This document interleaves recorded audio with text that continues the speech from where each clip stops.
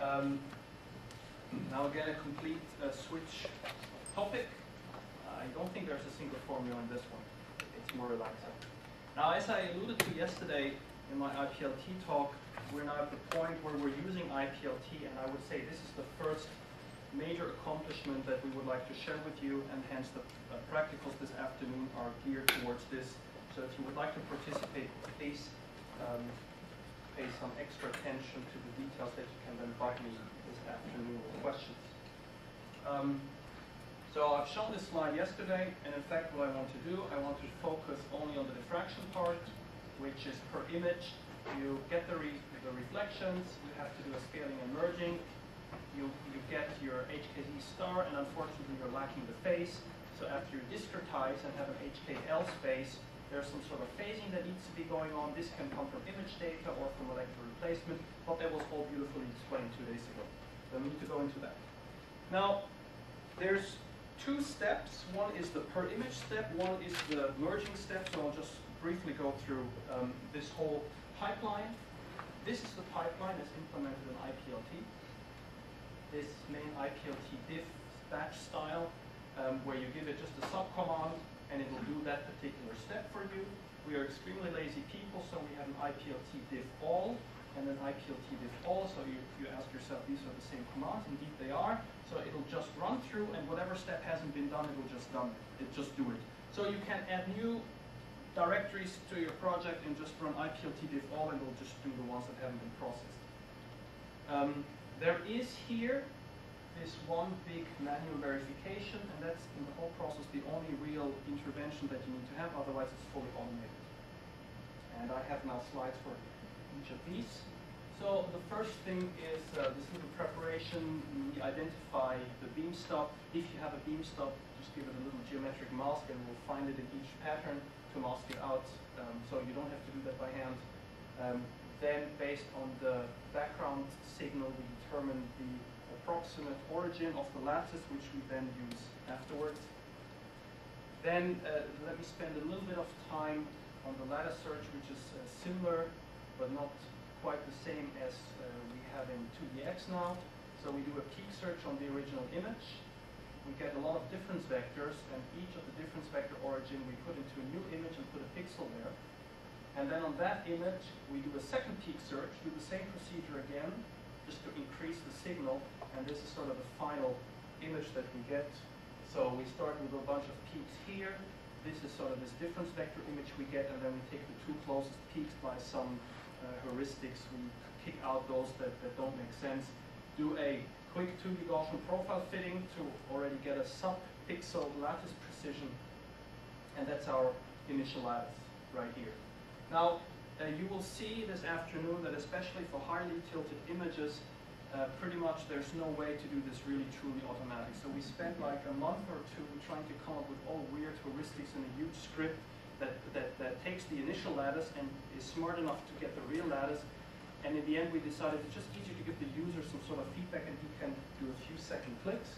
And indeed, that's what we do in this manual verification. And also, if you don't know the tilt geometry, if you know the tilt geometry, the tilt geometry is determined afterwards. Then you could tell it, because they are all from the same Microsoft session. Well, that's probably not. From the same hardware, that's enough. That's not enough. And if you know the tilt axis is always vertical, and this is a 6-degree delta data set. No, okay. Let me say, I haven't thought about this enough, but it's not required. I mean, the lattice search. Okay, we'll come to that. We'll come to that basically afterwards. What are the criteria? You're right. There is enough heuristic information, but translating that information to computer code is what we tried, and the brain is just slightly better at that as the computer. And this is why we just rather, outsource it to the user's brain than the CPU. So basically, this is a visual verification of the lattice, and there's some very common things you need to do with a lattice. So this is a one-click functionality. You can swap the A and B vectors. You can re-index them real quickly. So I'm not talking about dragging around lattice points and tweaking each one, but I'm really talking about quick re-indexing. So usually, for the easy cases, this is a minute or 30 seconds per image. For the more difficult cases where you really have to fit the lattice, it might be a few minutes. So the full lattice editing is available as well. And if it's really crappy, there's just an ignore button, and from that point on, that data set will be ignored in the processing. So this is actually the main purpose of the exercise this afternoon, that you learn, get an idea how this only manual step is working. Yeah, so this is what it looks like, but that's also in the handout this afternoon. Now things get interesting, because we now do have the lattice, we have the correct origin, we have the beam stop, and now we want to get to the data. So now each point here, based on the lattice, can be predicted. We have a profile around each reflection, and we now do a rather sophisticated 9-parameter 2D Gaussian fit that is sketched here, including a background plane. And from that, we mostly determine the precise positions, so not on the pixel, but on the subpixel. We have the local background plane, and we have some sort of quality criteria. I mean, if the 2D Gaussian fit parameters are just bizarre, then we say that's probably noise that we fitted there. Then from the good peaks, we can calculate a refined lattice. And then we go to an integration step where we subtract locally the background plane, and then we integrate the peak area, we have the background area here, and we combine these to get an intensity, and we get an error estimation of the intensity. So you still integrate the peaks? Yeah, absolutely. Well, if you fit the Gaussian anyway. It's not reliable. The Gaussian shape is very good at determining the center of the peak. Because even if it's slightly non-Gaussian, the Gaussian still finds a good center. But if the peak is non-Gaussian and you assume a Gaussian, you're adding a systematic error. So we found it's much, much better to integrate over the peaks rather than to just take the volume of the Gaussian. If you would take the Gaussian and you have overlapping peaks, if you have two... Yeah, that would work better. So in fact, we store both information. So it's like one change in the code, and instead of taking the integrated area, you would take the volume of the Gauss peak. And that would be a very interesting case for very close peaks to just switch that over and see if it improves. Absolutely.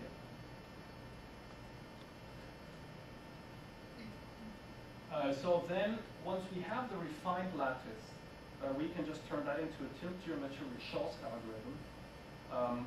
It is imprecise for lower tilt angles. The refinement of that comes afterwards. And then in the final symmetry step, basically these triplets of H, K, and Z star are recast based on their symmetry. So if you have the easiest symmetry is the Friedel symmetry. So if you have a minus H minus K, you just put that to HK. But for more complicated symmetries, you can actually fuse points together. Now, the Friedel mates is a big discussion what we could do with them. Now, MRC does this fourth step. If the Friedel pair is there, it's averaged together, and based on their difference intensity, that's the estimation of the error, of the reliability. Now, we have three more modes. The first is just to ignore that there's Friedels. So we don't fuse them together, we keep them as two separate reflections. The second is, if they are there, we take the average. If they're not there, we just keep the single non-Friedel pairs. The third is very similar to the MRC, but here we don't recalculate the sigma based on their difference, but we have a more complicated error propagation formula. And at this point, we can generate our Friedel, and in the end you will see why this is important.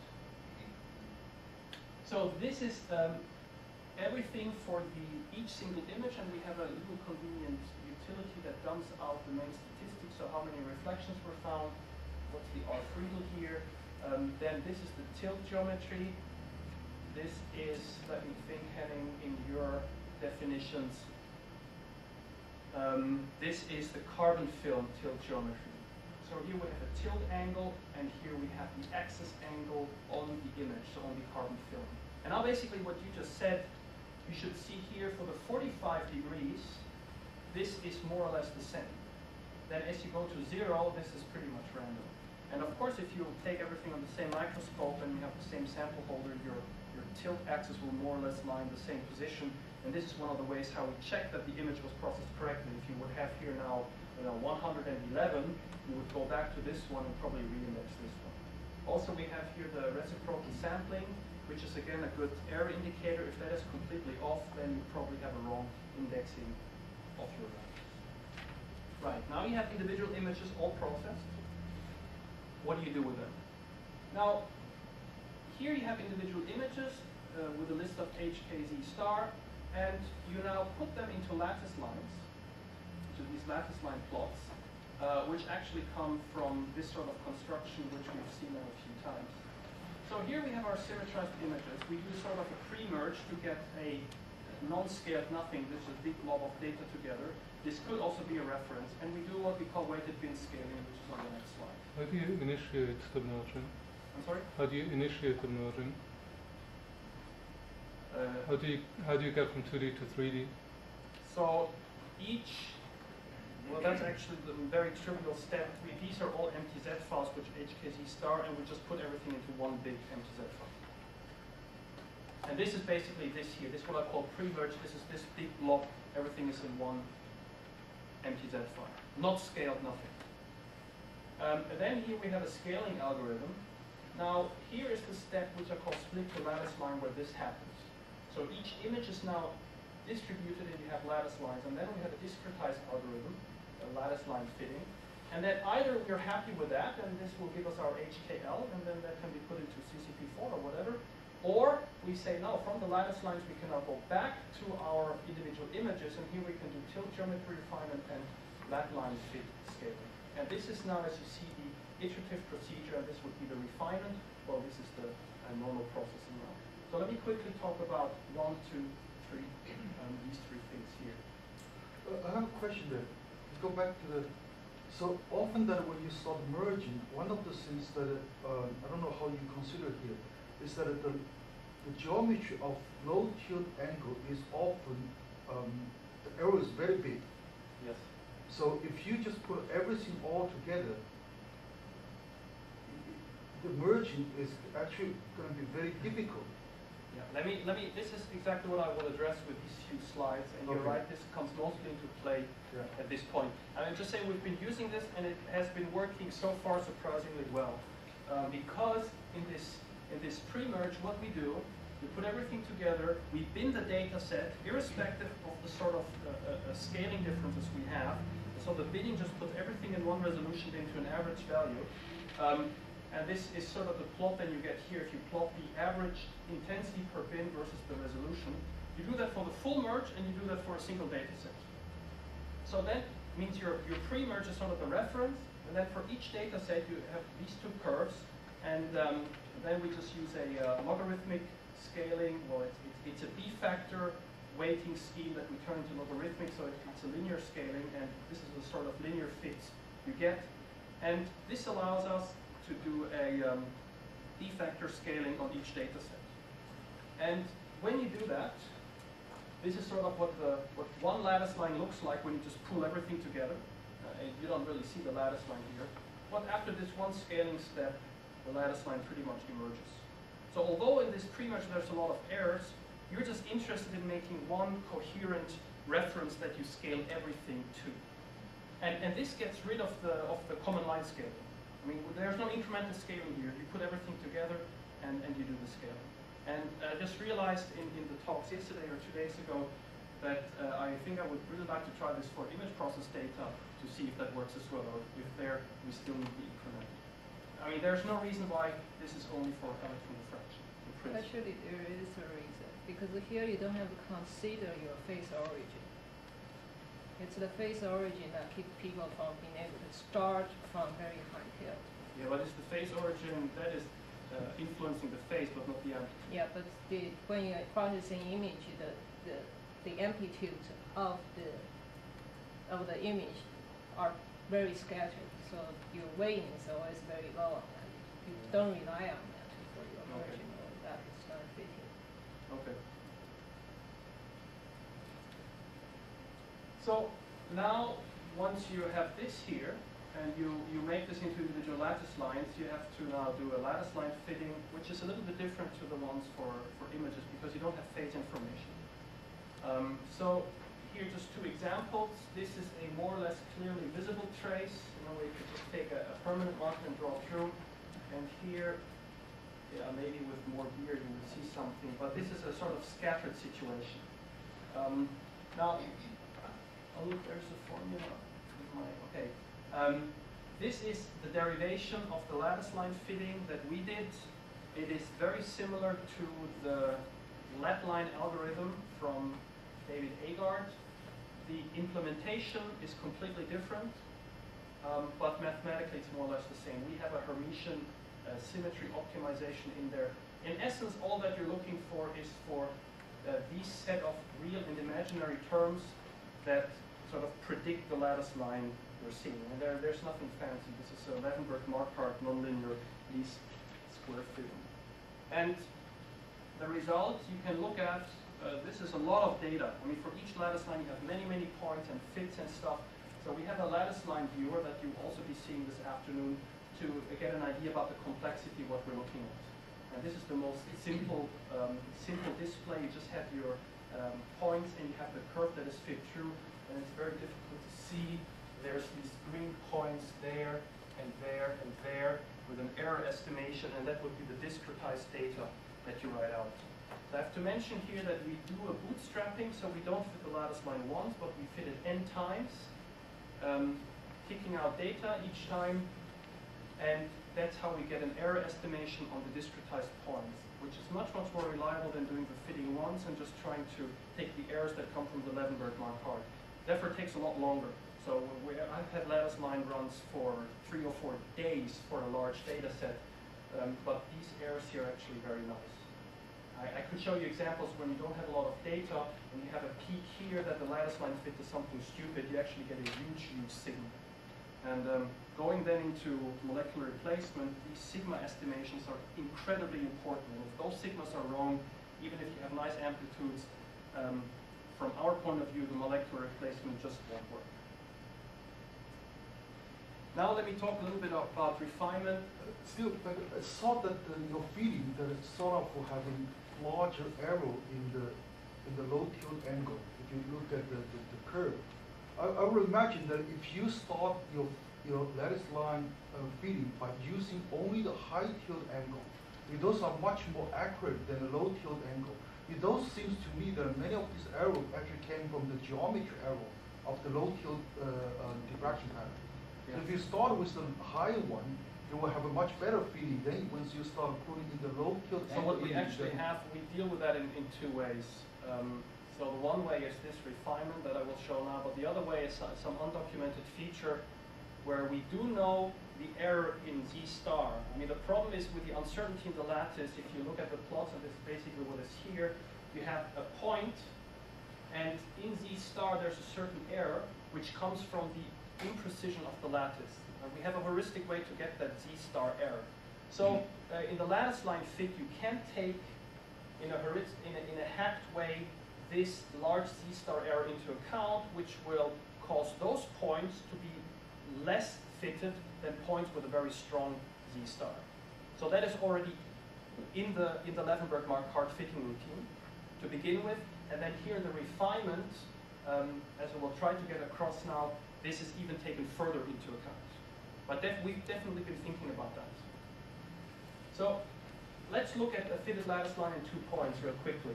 There's 3 ways how you could do better. I mean, because obviously these 2 points are not on the line. Now, the one thing is that you just say, right, I look here, where does it cross the curve at the same Z star? And I say, look, this is what I actually have in terms of scale. This is what the scale should be if my lattice line is correct. And you assemble that for all lattice lines, and then for each image you get a set of discrepancies here.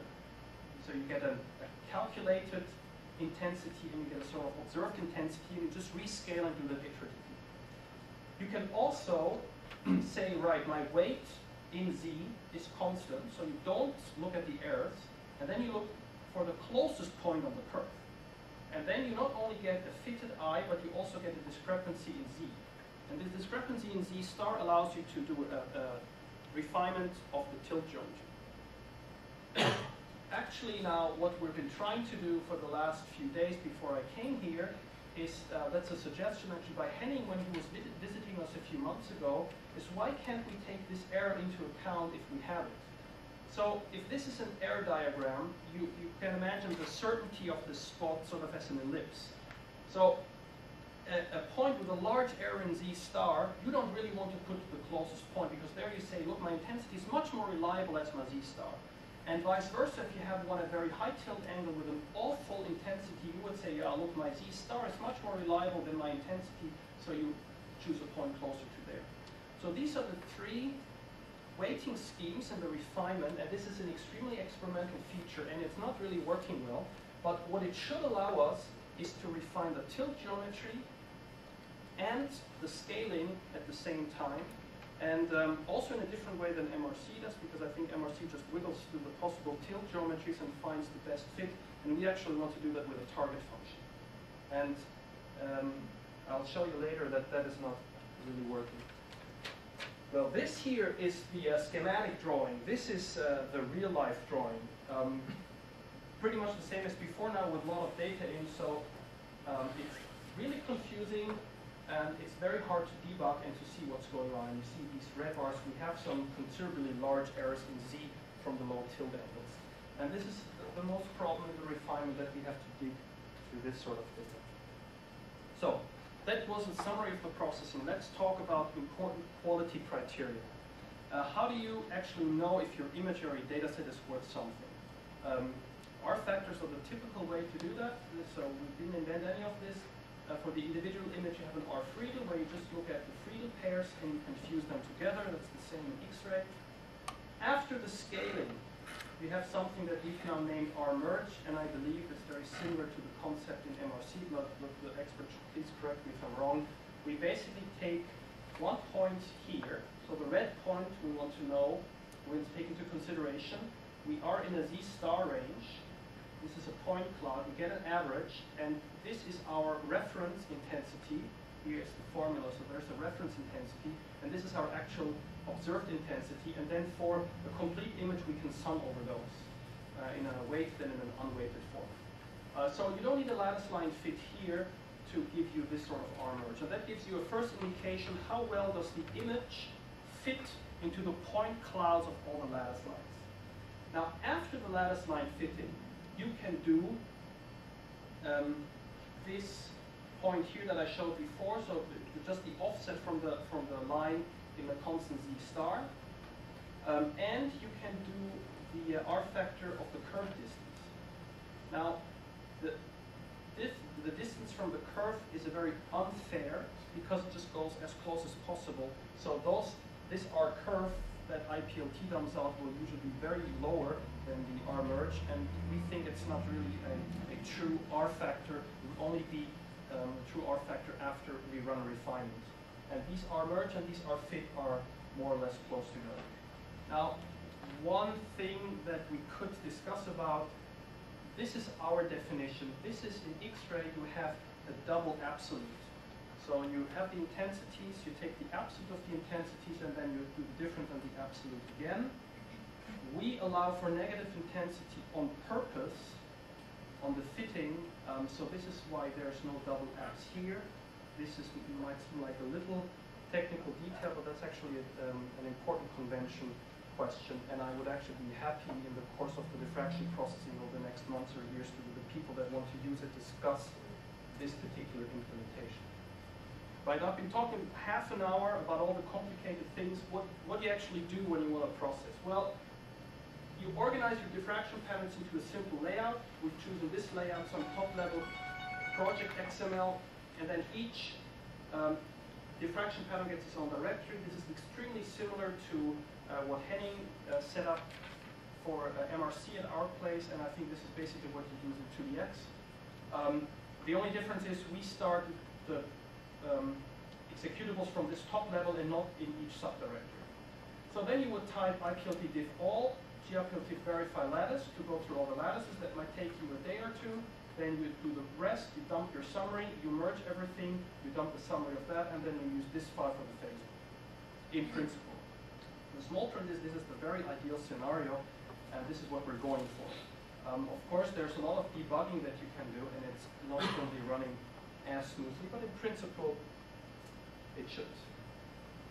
So there are about 50 parameters for the processing, and most of them you never need to worry about. They're located in either one XML file or in a subdirectory in another one, and it will choose the most current one. I think it's very easy to edit those XML files manually. What you need to give in is the unit cell and the naming of the images and the beanstalk mask, and you usually have to twiddle around a little bit with the lattice search and the peak integration and the weighted bin scaling parameters. So it's a few parameters that you do need to adjust per project, not per image, it's per project. So this is a snapshot from the XML file, and here the parameters have, in spirit of IPLT, very English names. There's a little bit of syntactic sugar that you have to give the type, but you would just download this template from the web and then change the numbers here. So some implementation notes in reference to my talk yesterday. The processing workflow is coded entirely in Python, which means if you want to know how these steps work, you can go look at the Python script and then you would see what step follows which and how we do detailed calculations. And basically the flow diagram that I've shown you is pretty much one-to-one. Even the names correspond to the little, the high-level Python script. Now algorithms are implemented here in both levels, depending if we need speed or convenience. And since our IPLT system is rather flexible, injecting custom processing steps for as you will see later, what we have for some complicated filtering, that is entirely possible and no problem. And you don't need to change the code of IPLT, you can just put that in yourself. So we have an online documentation, which for the diffraction processing I think is rather extensive. So please consult that wiki. Everything I've told you now is already online, including an example project XML. So let's quickly look at some results that we have. We have 3 external test data sets.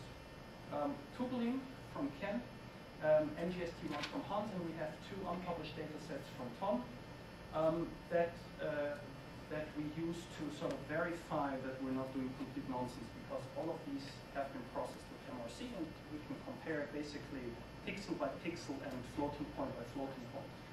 So here we have first lattice line fits, here first merge, and here also first lattice line fits. And unfortunately, I can't show you any other comparison. There just wasn't enough time. So yeah, I hope that in 3 or 4 months I would have much more detail to show you that IPLT behaves at least as good as MRC. Otherwise, we might as well scratch it if it doesn't. Then we have some in-house data sets, 3 that are at a very advanced stage. You see a lot of patterns here up to a good degree. Now the good news, these are really full data sets. They're well diffracted. 2 of them go well beyond 3 angstrom. We're really motivated about those. They're all fully processed, so even we have lattice lines, and some we're even doing the refinement of the lattice lines, and even one is at a molecular replacement. We had a nice signal in Amora and in MolRep, and we started the model building.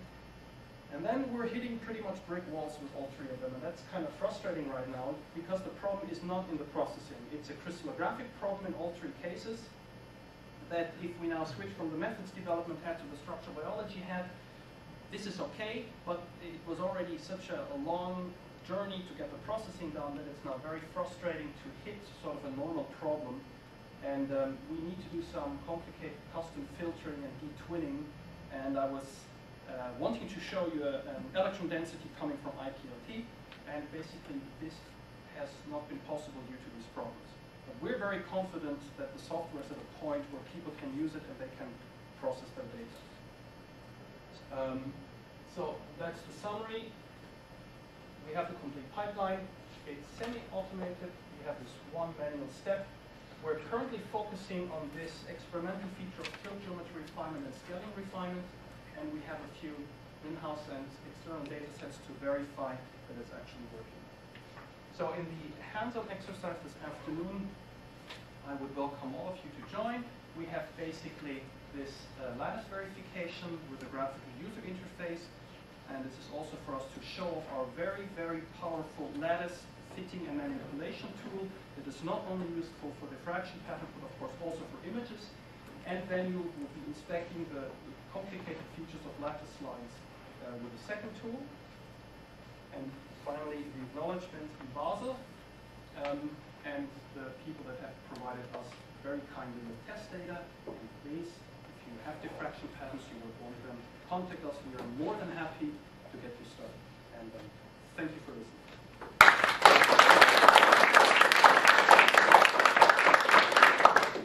Thank you, Ansgar.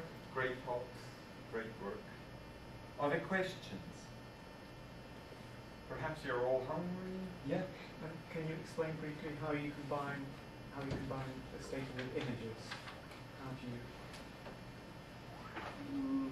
We don't really do that in a coherent way. I mean, basically, it would just be you have your MTZ file with your amplitudes. You combine that with the MTZ file of your phases, so you just kick up the amplitudes from the image processing and put those in from the diffraction processing. I mean, that's like the ideal scenario. If you want to weigh them or something else, I don't know, but that's like the ideal scenario. Just quickly, you mentioned that this data you have a retrieve. How is that? This was something like it's not the. I think it's yet to be figured out. I see. Look, I mean, it is so that everything is now in one big box, isn't it? Yeah, so we've pulled the data together because it looked fine initially, and now we discovered there's heterogeneity, which exposes itself in the CCP4 processing, screaming twinning. But that's CCP4 screaming twinning. So we don't think it's a twinning problem. We think it's a sample heterogeneity problem that we need to fix. Yeah. Okay. We are just not there. Other questions? Okay, so thanks to speaker of that session again, and Some announcements. We have lunch now, and then we have a practical directly. And then we should meet here at 10 to 4. Brian will take you to the other seminar room where we have the seminar from Ansgar, which is in another building. So at 10 to 4, if you meet here, to leave at 10 minutes before 4 o'clock, we'll go over there. The practical is today only in the computer room in 148 bricks, first floor. Yeah, we locked this room. Okay, this is back here.